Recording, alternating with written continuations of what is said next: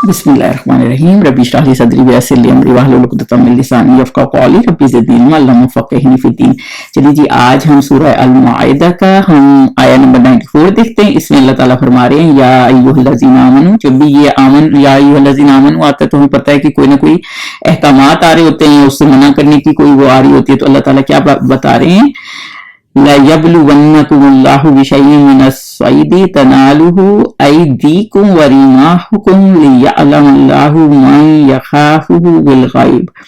तो अल्लाह ताला ये बता रहे हैं मोमिनों को कि किस कदर शिकार से जिनको तुम हाथों नेज़ों से पकड़ सको अल्लाह तुम्हारी आजमाइश करेगा, यानी कि और हालत एहराम में शिकार की ममानत है और ताकि मालूम करे कि इससे गायबाना कौन डरता है। यखाफुहु बिल-गैब है, गायबाना कौन डरता है। तो बेसिकली अल्लाह ताला ये बता रहे हैं कि अल्लाह ताला ये जो है या अय्युहल्लज़ीना आमनू लयब्लुवन्नकुम, यानी अल्लाह ताला आजमाएगा चीजों के साथ। तो उनमें से अब पहले क्या चीज बताई जा रही है, वो है शिकार में। क्योंकि देखिए उस जमाने में लोग शिकार के शौकीन होते थे और ऐसा नहीं था कि सर्वाइवल के लिए उस वक्त दुकानें थी जहां से जाके गोश्त ले लेते थे, तो शिकार ही करते थे जब वो उनका होता था। और ये कुछ बैकग्राउंड इस तरह की उम्र हुदैबिया में ये आयत इस तरह नाजिल हुई है कि मुसलमान एहराम में थे और मुसलमान जो हैं हालत एहराम में जब थे तो वो जायज नहीं है कि आप किसी चीज का शिकार करें। तो अबू कतादा कहते हैं कि सहाबा जब एहराम बांधा हुआ था लेकिन इन्होंने एहराम नहीं बांधा हुआ था, उन्होंने एक जंगली गद्दा सा देखा और ये तफसील की किताबों में मिलता है और 3 मार्क और देखा कि और देखकर हंसने लगे, यानी कि हंसने इस बात पे लगे कि जैसे शिकार उनके सामने लेकिन वो काट नहीं सकते क्योंकि एहराम में इनको, लेकिन उन्होंने नहीं कहा कि आप काटे, लेकिन क्योंकि ये एहराम में नहीं थे तो उन्होंने जाके 3 मारा, उसे गिराया और उन्होंने कहा कि मेरी मदद करें काटने में। तो उन्होंने कहा नहीं, हम मदद नहीं कर सकते क्योंकि वो एहराम में थे। तो अगर आप एहराम में हो तो आप मदद भी इस तरह काटने में जानवर की नहीं कर सकते। तो आपके लिए शिकार मतलब शिकार की वो जानवर की जैसे मदद नहीं कर सकते, इस नियत से फिर इन्होंने शिकार उसको काटा और फिर पकाया और इनको भी खिलाया। लेकिन तब तो आप खा सकते हैं, लेकिन इस तरह भी आपने इस तरह से खाया कि दूसरे को कहा कि तुम काटो क्योंकि हमें आराम में है, शिकार कर लो और फिर हम खाएं, तो वो सही नहीं है। लेकिन किसी ने शिकार कर दिया और आपको खिला दिया तो उस तरह आप खा सकते हैं। तो उनके लिए अल्लाह ताला ने शिकार जो है ना एक आजमाइश बना दी, यानी कि आप अल्लाह की खातिर आपके हाथों के करीब और नेज़ों के करीब, यानी मतलब यह है कि आपको बिल्कुल आपके सामने उस वक्त कहा जाता है कि वो जानवर जो है ना उनके इर्द गिर्द ही फिर रहे थे, उधर ही फिर रहे थे और बिल्कुल उनके नेज़ों के पास से यानी आराम से शिकार हो सकते थे। लेकिन जब इतना हो तो अल्लाह ताला इम्तिहान दे रहे हैं, जैसे सब में था ना कि मछलियां बिल्कुल ऊपर आ जाती थी लेकिन उनको मना था कि उन्होंने नहीं पकड़ना, लेकिन फिर भी उन्होंने किया तो फिर सजा हुई। बिल्कुल इसी तरह से अल्लाह ताला ने इनको भी आजमाया कि जानवर फिर रहे थे और आपने इनको शिकार नहीं करना। और बिल्कुल ऐसे ही हज़रत यूसुफ का मामला था जब वो अमीर जो अजीज थे उनकी वाइफ उनके पीछे पड़ गई थी और लेकिन उनको अल्लाह ताला ने फिर आजमाया कि आप डिसीजन करें, उन्होंने सही मौके पे सही डिसीजन कर दिया था। और अल्लाह ताला ये कह रहे हैं कि मैं ये देखूंगा कि गायबाना कौन रहता है, यानी कौन खौफ रखता है अल्लाह का। यानी जब कोई भी ना हो, कोई भी ना देख रहा हो और आपको हर चीज अवेलेबल भी हो तो क्या, और आपके फेवरेट पसंदीदा काम हो जो आप करना भी चाहते हैं, यानी आप भूख भी लगी आप खाना भी खाना चाह रहे हैं और उस वक्त तो खाना ये शिकार से, तब भी आप नहीं करते क्योंकि अल्लाह ताला ने मना किया। तो अल्लाह को की अहमियत आप कितनी देते हैं, पहले अल्लाह को रखते हैं कि पहले अपनी उसको रखते हैं। तो इसलिए ये बहुत ज्यादा अहम बात अल्लाह ताला ने की। और आगे अल्लाह ताला ने क्या कहा है कि तो जो इसके बाद ज्यादती करे और इसके लिए दुख देने वाला अज़ाब है, अज़ाबुन अलीम है। यानी उसके बाद भी जो हुक्म ना माने, यानी जब हुक्म आ जाए उससे पहले तो अगर करता है तो वो मसला नहीं, और जब हुक्म आ जाए और फिर ना माने फिर भी शिरकार करे इहराम की हालत में या हद से गुजर जाए तो उसके लिए दर्दनाक अज़ाब है। यानी अपनी मर्जी करता फिरे और अल्लाह के अहकामात की कदर ना करे तो उसके लिए दर्दनाक अज़ाब है। तो ये बेसिकली शिकार की आयत आई हुई है कि जब आप एहराम में है तो फिर आप शिकार नहीं कर सकते, तो चाहे आपके सामने क्यों नहीं है। तो ये अल्लाह ताला ने इस चीज से मना किया। और अगली आयत क्या है कि मोमिनो या अय्युहल्लज़ीना आमनू, जब तुम एहराम की हालत में हो तो शिकार ना मारना, यानी फिर इस पे ताकीद की गई है, यानी कि शिकार नहीं करना। और जो है और जो तुम में से जानबूझकर इसे मारे तो बदला इसी तरह का है कि चारपाया जिसे तुमने 2 मोतिवेट शख्स मुकर्रर करने कुर्बानी करी। यानी कि अब इसमें बेसिकली ये बताया जा रहा है इस आयत में कि अगर पहले तो बात है शिकार नहीं करना اور دوسری بات ہے کہ حدیث پاک میں کہ 4 چیزوں کو آپ پھر بھی مار سکتے ہیں بھلے آپ احرام کی حالت میں، اس میں کوا، چیل، بچھو، چوہا، کاٹنے والا کتا، یعنی کہ کوئی شیر چیتا بھی اسی نہیں آ جاتا ہے جو وہ جانور ہے جو آپ کو زخمی کر سکتے ہیں. لیکن آپ نے اس کو اگر کر دیا، اگر مار دیا، شکار کر دیا کسی چیز کو، تو اس کے بدلے میں آپ کا کفارہ کیا؟ تو کفارہ بتایا جا رہا ہے کہ جیسا جانور آپ نے مارا تھا شکار کے، سپوز ہرن مارا ہے تو پھر ہرن ہی آپ اس کے بدلے میں ذبح کر کے لوگوں میں بانٹ دیں گے، صدقہ کر دیں گے. یعنی یا پھر اگر آپ نے ایسا تو نہیں ہے نا کہ مرغی ماری ہے تو پھر آپ ہرن دیں گے، مطلب جو آپ نے کیا نا یہ. اور دوسرا اس کا فیصلہ 2 معتبر آدمی کریں گے، یعنی کہ لوگ وہاں پہ جو 2 عدل والے فیصلہ کریں گے، جو لوگ ہیں مسلمان ہیں، مطلب جو مسلمان ہیں وہ کریں گے کہ آپ نے اگر گائے ہے تو اس کے بدلے کیا کرنا ہے، اگر آپ کو وہاں گائے نہیں مل رہی پھر آپ نے کس طرح اس کو کرنا ہے، تو وہ فیصلہ کر دیں گے. یا پھر اس کے بدلے آپ نے کوئی اور جانور ہے تو وہ اس کے برابر کا تو کون سا ذبح کرنا ہے تو وہ کریں گے. اور یہ کعبے تک پہنچائی جائے یا کفارہ، اور وہ مسکینوں کو کھانا کھلاتے، یعنی کہ یہ جو ہے نا 2 معتبر شخص مقرر کر دیں، قربانی کرے یا اور یہ قربانی کعبے پہنچائی جائے. کعبے تک پہنچائی جائے کا مطلب مسئلہ یہ ہے کہ مطلب ادھر ہی کعبے کو قربانی مطلب حرم کی حدود میں دیا گیا ہے نا، تو حرم کے لیے جب احرام میں آپ ہوتے تو ادھر ہی ہوتے، تو حرم کی حدود میں ہی ہو جیسے، تو یہ اس کا یہ معاملہ ہے. اور یا کفارہ، اور اگر یہ نہ کر سکے یعنی کہ جیسے جانور کے بدلے جانور نہیں دے سکتا تو پھر کیا کرے؟ مسکینوں کو کھانا کھلانا ہے، یعنی کہ پھر مسکینوں کو کھانا کھلائے. یعنی اگر آپ نے ایک مرغی ذبح کی ہے اور وہ مارا ہے اور وہ احرام میں تھے، آپ شکار کی ہے، تو پھر آپ نے اس کے برابر مسکینوں کو کھانا، یعنی ایک مرغی کتنے دن کھانا کھا سکتے ہیں آپ؟ 1 دن 2 دن، تو 2 دن مسکینوں کو کھانا کھلا دیں. اگر آپ نے بکرا ہرن دیا تو پھر آپ ایک بکرا ذبح کر کے 30-40 دن کا کھانا، جیسے وہ 30-40 دن کا کھانا ہے تو 30-40 دن کا کھانا آپ لوگوں کو کھلا دیں. 30-40 دن کا کھانا اندازہ کر کے کھانا مسکینوں کو دے دیں، اور یہ عدل والے آدمی آپ کو اس میں ہیلپ کریں گے کہ کیا آپ نے کرنا ہے، مسکینوں کو کھانا کھلا دیں. یا اگر یہ بھی نہ کر سکے تو اس کے برابر روزے رکھے، یعنی جتنے دن بھی اگر یہ بھی افورڈ نہیں کرتا. دیکھیں اللہ تعالیٰ نے کتنی پیاری آیت بھیجی کہ سارے آپشنز دیے. اگر یہ بھی نہیں افورڈ کرتا تو پھر روزے رکھے. روزے مطلب جتنے دن کا کھانا وہ کرتے ہیں کر سکتے ہیں اتنے دن کا کھانا اور روزے رکھے. یعنی اگر مرغی آپ 2 دن کا تھا آپ نے شکار کر دیا تو پھر 2 دن آپ روزے رکھیں، اس کے برابر آپ روزے رکھیں. یعنی جانور کو جتنے دن آپ نے کھانا تھا نا اتنے دن ہی کے آپ روزے رکھیں، ٹھیک ہے. تو یہ روزے رکھے تاکہ اپنے کام کی سزا کا مدد سکے، یعنی غلط حکم نہیں مانا اللہ تعالیٰ کا تو اس کو سزا ہو، یعنی اس کو اپنی غلطی کا پتہ چلے.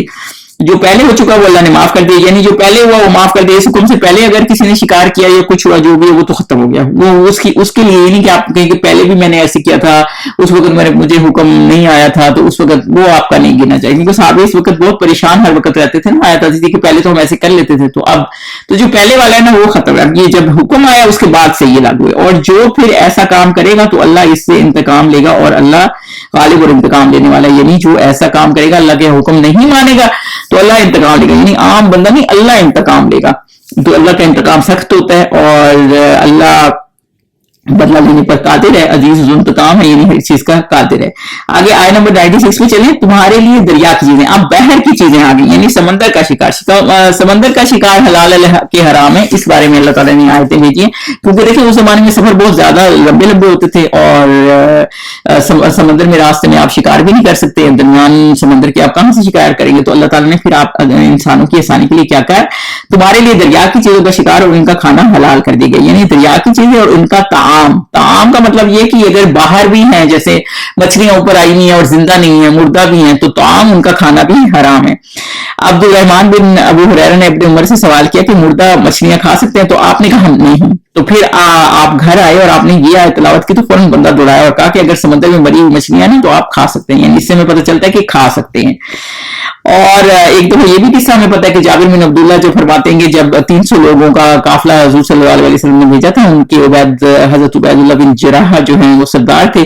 کھانا ختم ہو گیا تو وہ جب تو انہوں نے کہا سارے کھانا لے آئے، پھر سب کو خود اپنی مرضی سے بانٹ کے دیتے تھے، لیکن پھر بھی وہ بھی ختم ہو گیا، اتنا کہ ایک کھجور آ جاتی تھی. تو پھر جب وہ سفر کرتے ایک دریا کے کنارے پہنچے تو وہاں ایک بہت بڑی مچھلی، اتنی بڑی تھی کہ انہوں نے 18 دن تک 300 لوگوں نے کھائی اور ساتھ بھی لے آئے. تو صحابہ نے اتنی بڑی تھی کہ ان کی آنکھ کی گہرائی میں 13 لوگ بیٹھ جاتے تھے.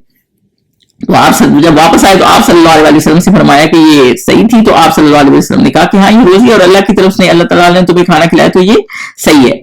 تو حدیث پاک کا مفہوم یہ ہے کہ سمندر کا پانی بھی پاک ہے اور اس کا مردہ بھی حلال ہے، یعنی اس کی مچھلی اور یہ چیزیں اگر ہیں تو اوپر پڑی ہوئی مری ہوئی سائڈ پہ بھی تو وہ تو بھی حرام ہے۔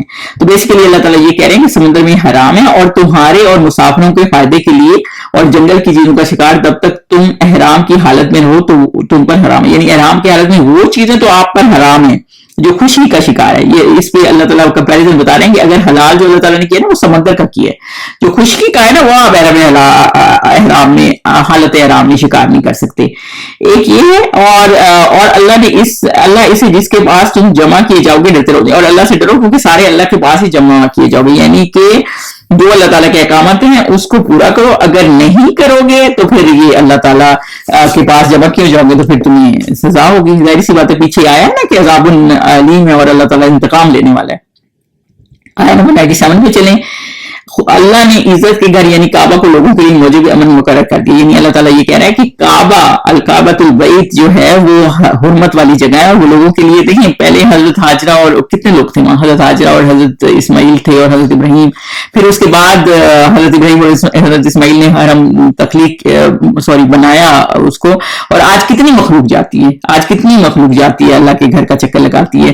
اور حدیث پاک کا مفہوم ہے کہ آسمان اور زمین کو پیدا جب کیا تھا نا تو اس دن سے کعبہ کو اللہ تعالیٰ نے حرم کو بنایا کہ یہ حرم کی جگہ ہے جہاں لوگ آئیں گے۔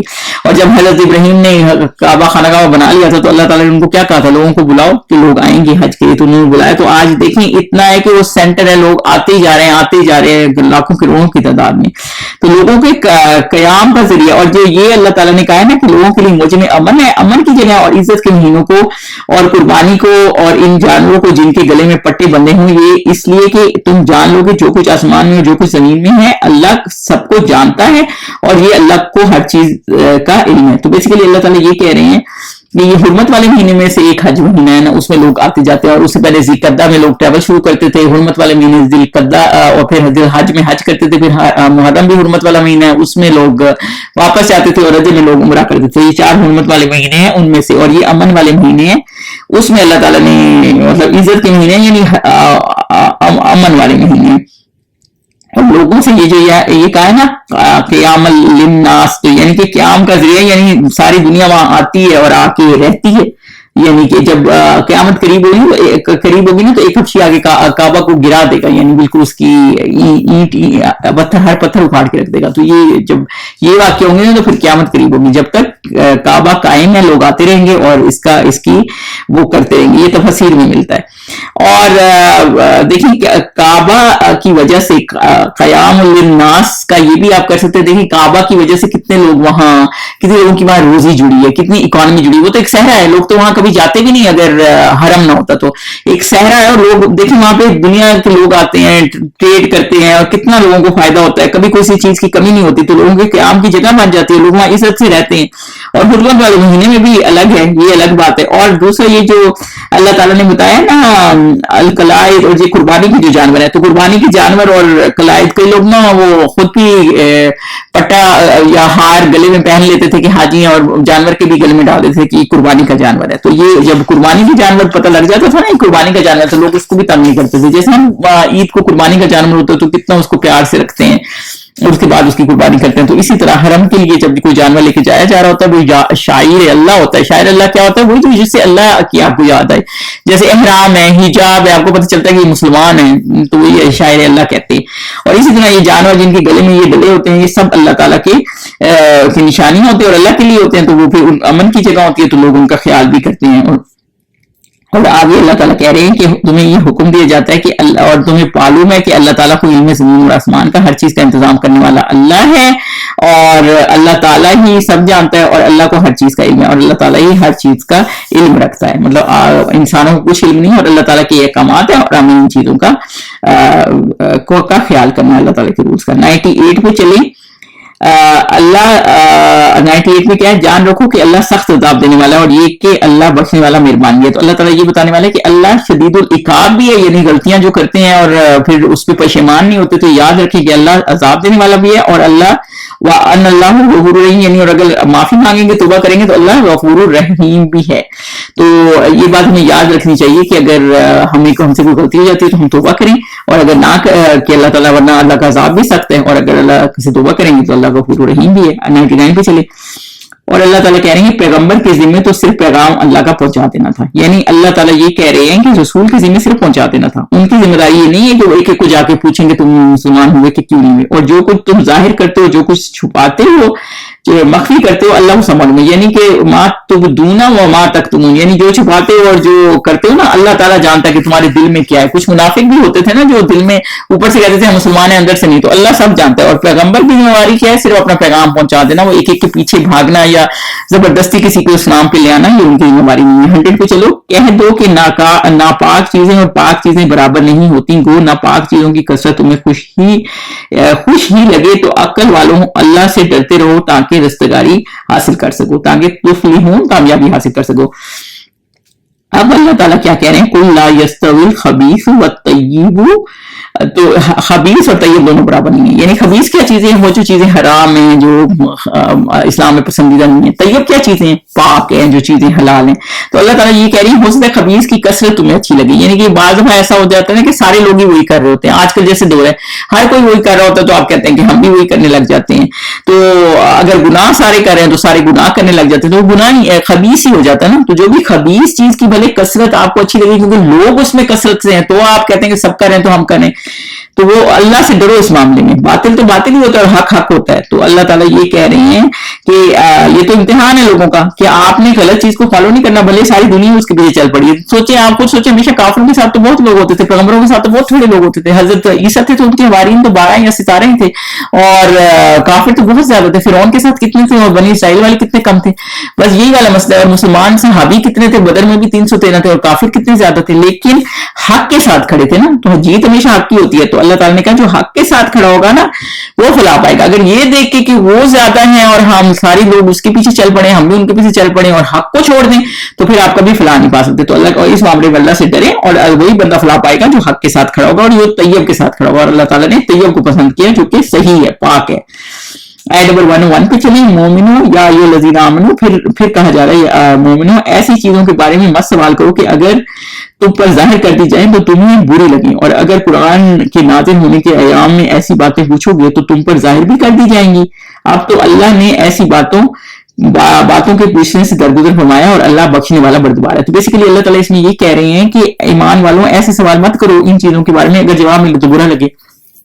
کچھ تفصیل میں یہ بولتا ہے کہ ایک صحابی جو تھے حضور صلی اللہ علیہ وسلم خطبے دے رہے تھے, تو ایک صحابی پوچھنے لگے کہ یا رسول اللہ میرا باپ کون ہے, تو حضور صلی اللہ علیہ وسلم نے بتایا کہ وہ ہے.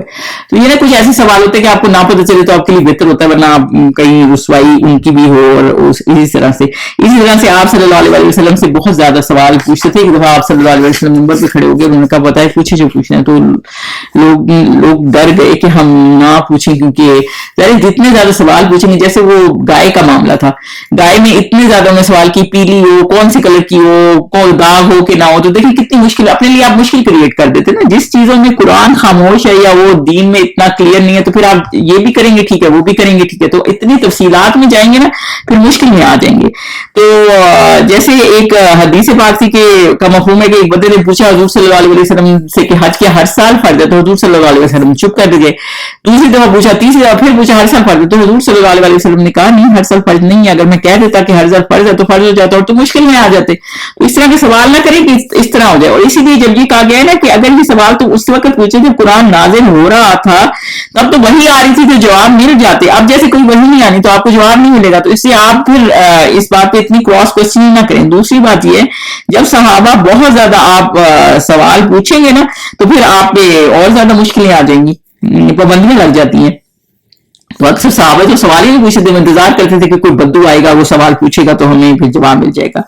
اور اللہ تعالیٰ کہہ رہے ہیں کہ ایسی باتیں پوچھو کہ یہ تو تم پر ظاہر بھی کر دی جائیں گی. اللہ نے ایسی تو جب قرآن اتر رہا تھا تب پوچھتے تو وہ ظاہر بھی کر دی جاتی. اب تو مطلب دین بالکل مکمل ہو چکا ہے، تو اب تو وہی نہیں آنی، تو پھر اب جو ہے وہ ہے. جیسے بالکل ایسی ہے، جب تک آپ کو پتہ نہیں ہوتا کہ آپ نے کوئی چیز ریڈ پین سے یا بلو پین سے لکھنی ہے تو آپ جس سے مرضی لکھ لیں. اگر آپ کو مینشن ہی کر دیا کہ بلو سے لکھنی ہے تو لکھنی پڑے گی.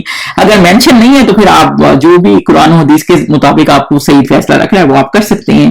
تو بار بار یہ پوچھنے سے نا کوئی فائدہ نہیں ہوتا، پھر اپنے آپ کو بہت ہی آپ باندھ لیتے ہیں اور بہت زیادہ مشکلوں میں گرفتار ہو جاتے ہیں.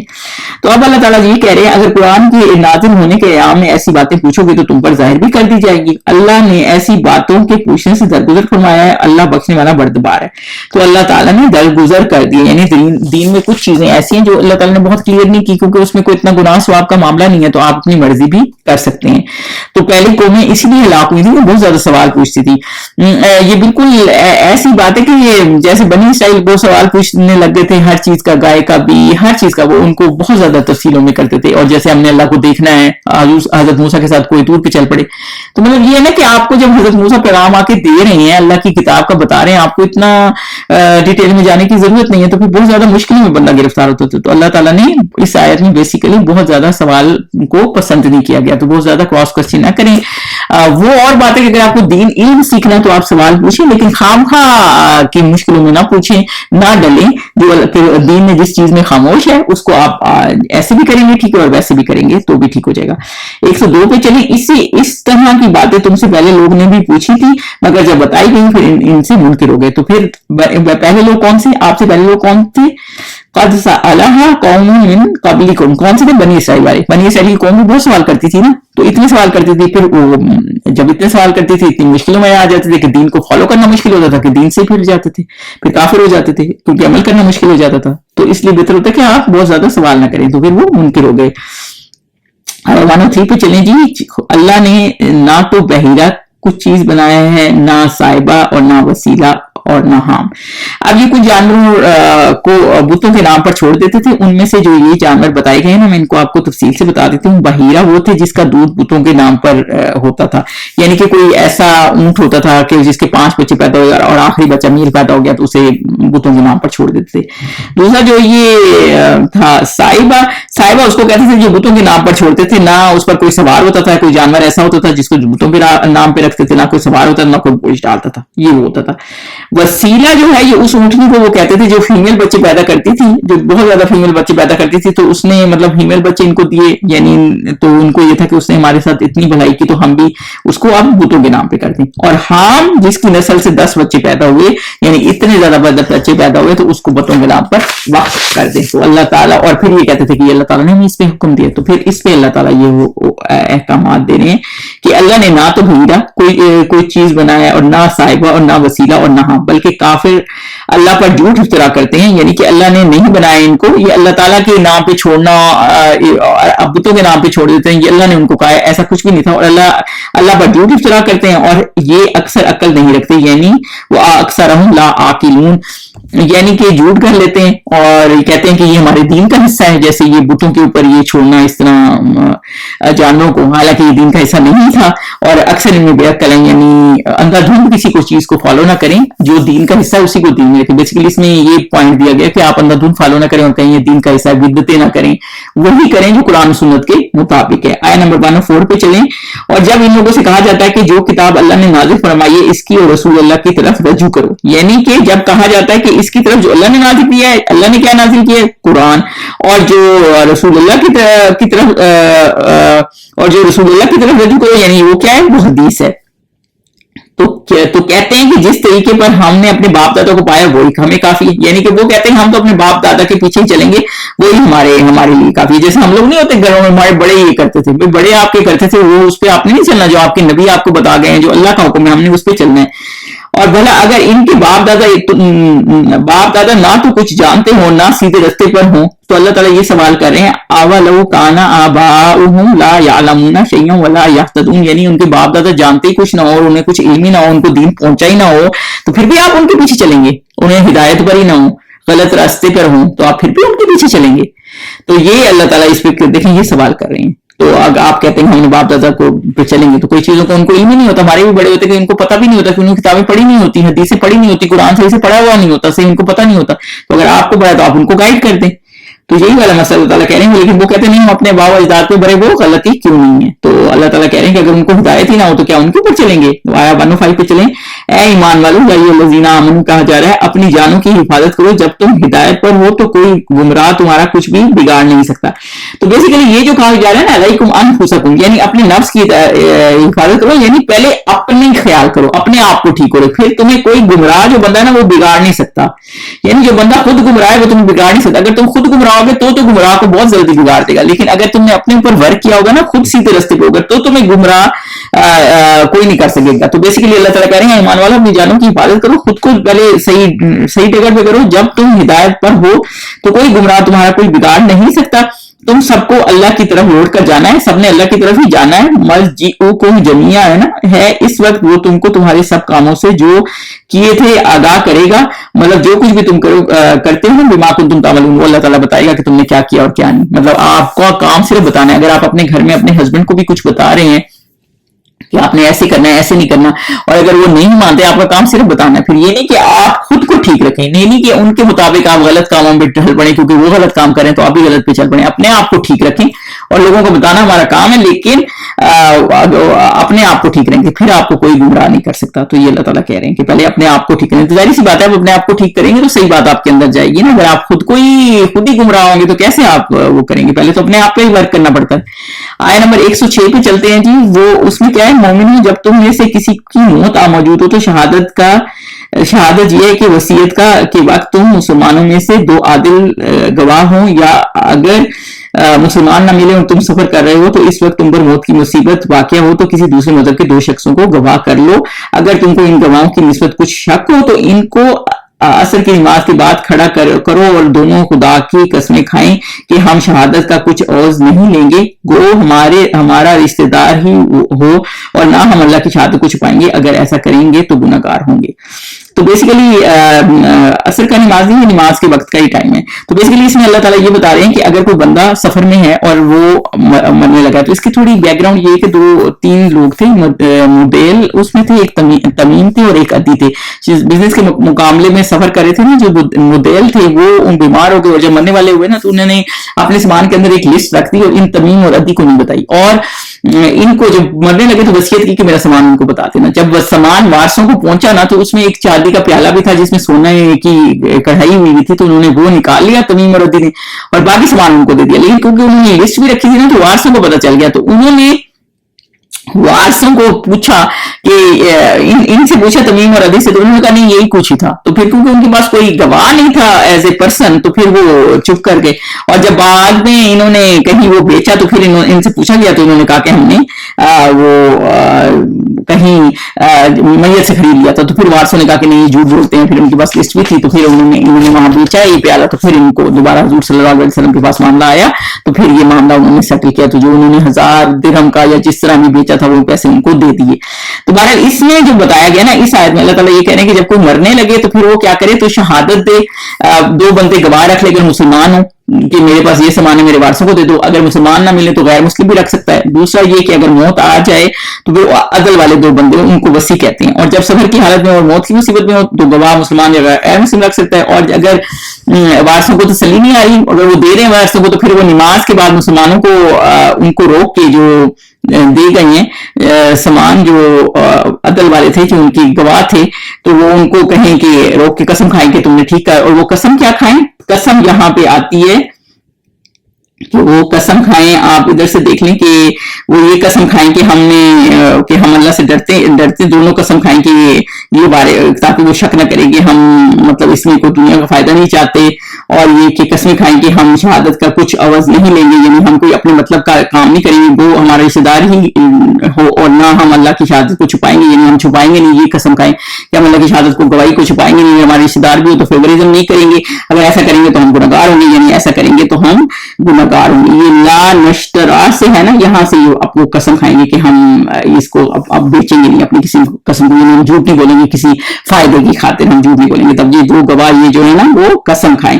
اور اگر وارث مطمئن ہو جائیں تو ٹھیک ہے, तो मामला सही है। और अगर वारिस मुतमईन नहीं होते तो फिर अगर मालूम हो जाए कि इन दोनों ने झूठ बोला, यानी ये जो गवाह थे जिन्होंने झूठ बोला है तो गुनाह हासिल किया है, तो जिन लोगों का उन्होंने हक मारना चाहे तो इनमें से इनकी जगह और 2 गवाह खड़े कर देंगे, यानी कि फिर वो जो वारिस थे ना उनमें 2 गवाह खड़े हो जाएंगे, ये इन्होंने झूठ बोला हमें, और वारिस के 2 गवाह जो उनके करीबी थे मैयत के वो खड़े हो जाएं, जो कराबत कुर्बा रखते थे मैयत के, फिर वो अल्लाह की कसमें खाएं, फिर वो खुद कसमें खाएं कि हमारी शहादत है कि इनकी शहादत से बहुत अच्छी है, यानी कि झूठ बोल रहे थे इनकी शहादत ठीक नहीं है और हमने कोई ज्यादती नहीं की, ऐसा किया है हो तो हम बेइंसाफों हैं, यानी कि हम जालिमों में से हों अगर हमने ऐसा किया, यानी हमारी गवाही सही है और इनकी गवाही सही नहीं है, तो फिर जो वारिसों की गवाही है ना वो मानी जाएगी, और जो ये गवाही है ना इनकी गवाही नल्लिफाई हो जाएगी। वो आगे अल्लाह ताला ने बताया कि आया नंबर 1 में इस तरीके से बहुत करीब है कि ये लोग सही शहादत दें, क्योंकि ये उनको है ना कि ये वारिस खड़े हो जाएंगे और इनकी नल्लिफाई हो जाएगी। पिछली आयत में होगी अगर वो झूठी दे रहे हैं गवाही, जो अदल वाले लोग इकट्ठे किए थे, तो फिर इनको पता है कि इस तरह इनकी शहादत तो खराब हो जाएगी, तो इसलिए वो सही शहादत देंगे,